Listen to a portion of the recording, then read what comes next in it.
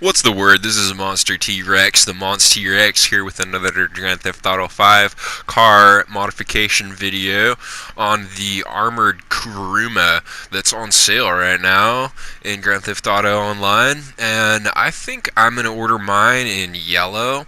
This car is half price right now, and that's a pretty cool deal. I'm going to order it to my arena workshop only for $262,500. And now that I have ordered this vehicle and it's shown up in my garage, let's showcase how it looks. That's pretty cool right off the bat, how the engine looks and all the four doors and trunk open. Let's take a closer look at that engine. It's neat how it says Karen on the head there. That's pretty tight.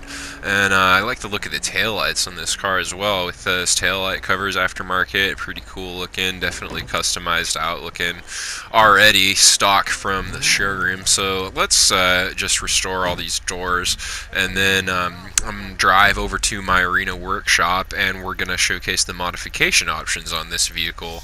But first, here's some background on this car, the armored Kuruma.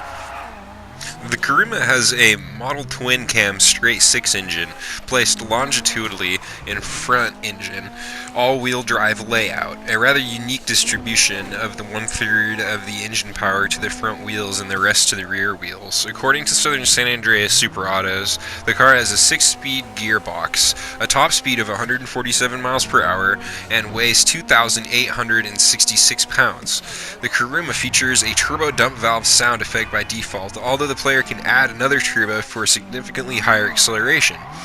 The performance is slightly different from the normal Kuruma. While it has slightly less traction, though still very good due to normal Kuruma's high traction, slightly weaker brakes, and slightly lower acceleration at top speed, it makes up for those shortcomings in its durability against collisions and gunshots against most firearms.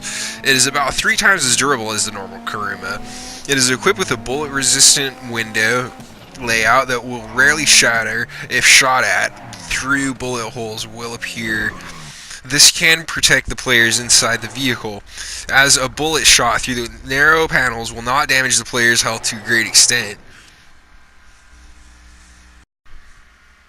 Explosive rounds from a heavy sniper MK2 can destroy the vehicle, as well as any explosion that will instantly destroy this vehicle. So its only weak point is really explosions. You're gonna have a harder time getting shot in this vehicle. People are gonna have a harder time shooting at you because of the windows, the armor on the windows. So now that I'm in my arena workshop, let's showcase the brake options, upgraded 100% for $21,000. Then we have a body colored front splitter, a secondary color front splitter, and a carbon front splitter. For now, I'm going to go with the carbon front splitter and EMS engine level 4 for $20,100. We've got oval exhaust, race exhaust, and then a chrome tip exhaust for $3,000. The horn, I think I'm probably going to leave stock for now. We've got, I'm going to go with probably my crew theme for this car, so I'm going to do a crew colored headlight and neon layout. There we go. Lost theft prevention, it shows that it already has full insurance. I'm going to change my license plate to CEO in yellow on black. There, that looks pretty good. Now here we get to my respray options. There we go. So I'm going to go with my crew color for my primary color, and I'm going to go with a chrome crew color for the secondary crew color that's going to affect the armor. And to do that, all you really have to do is get your crew color first, paint it your crew color first, and then overspray it with chrome. So just make it your crew color first and then make it chrome color. So first I'm going to just make it my crew color, but as you can see, if you make it your crew color first and then try to make it chrome, it doesn't work. So the way I'm going to do that is make it chrome first and then make it my crew color. And that's the way you get a chrome tinted crew color. You got to make it chrome first and then get a crew color, not the other way around. So I got my crew color, my crew emblem, I got my respray all done. Let's see what this sells for. $228,000, not bad. Skirts are going to be secondary body carbon street skirt, body color slick street skirt, secondary color slick skirt, and then a carbon slick skirt. I like the secondary color slick skirt, and I'm probably going to change the front splitter to the secondary color as well.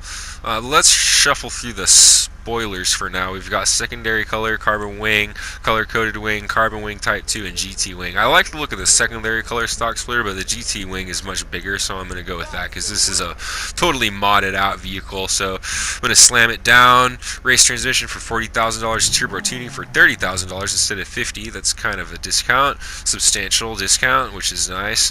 What kind of wheels am I going to choose for this one? Probably going to be under the sports category. And then make them stock so I can change the color, but it's going to be between this Super 5 and I always end up going with Ice Kid. I like the way that those look with the recessed inner spokes and the outer spokes that are slats like that look pretty neat. And let's see, the fluorescent blue, I don't know about that for this car. Shuffle through all the different colors, try and find the color that's going to match this well. I think is probably going to be something like a white. Yeah, there we go. White looks the best, so that's the one I'm going to choose for $610,000. And Crew Smoke on my tires, definitely for $25,000. Limo tinted windows. This car said on the wiki that it already came with tinted windows, but it did not, maybe because I ordered it in yellow, not black. But there we go. Changed the front splitter to my secondary color so it matches the Chrome Crew theme. And yeah, once again, I think I'm going to leave the horn stock for now because the San Andreas loop at $90,000 is pretty pricey. It's not really worth it for a horn, so I'm just going to leave that stock. And that is it for the modification options of this car. I think that wraps it up pretty much entirely. The windows in the Kuruma can protect the players inside the vehicle, as a bullet shot through the narrow panels will not damage the player's health to a great extent, though players need to be mindful that their vision is significantly obstructed in first-person view. They cannot throw explosive weapons, and the driver cannot shoot their gun behind the car, as they can only fire forwards, both which are significant disadvantages. Likewise, the rear passengers cannot shoot forward. The only thing the armored Kuruma is truly vulnerable to is explosions.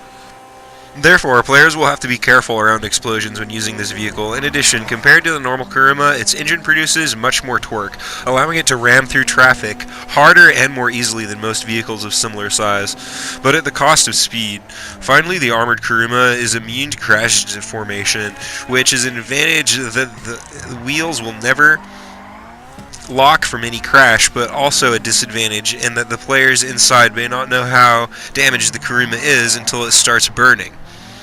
Because of the armor, the vehicle is noticeably heavier than the normal Kuruma. An extra 1,700 kilograms of mass is added to the 1,500 kilogram stock, and that predictably means it has more understeer.